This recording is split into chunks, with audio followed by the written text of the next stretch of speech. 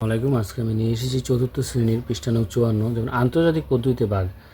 এখন আমরা করবো আন্তর্জাতিক পদ্ধতিতে ভাগ। আগে নর্মালি ভাগ করলে এই পাশ আর ওই পাশ, এই পাশে ভাগফলটা লেখা হতো।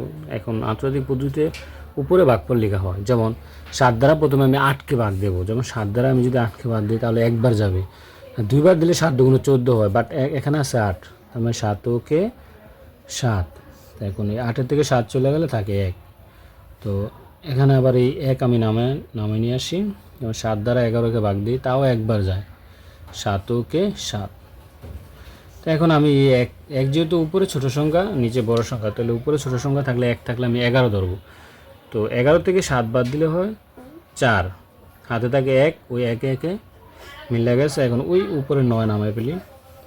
এখন 7 দ্বারা 49কে ভাগ দিলে 7 7 49, 7 7 49, তাহলে এখানে হবে 49, এখানে হবে 7। তো মিলে গেছে। আশা করি শিক্ষার্থী বন্ধুরা তোমরা বুঝতে পারছো। তো আমার ভাগফল হবে 117, ভাগশেষ 0।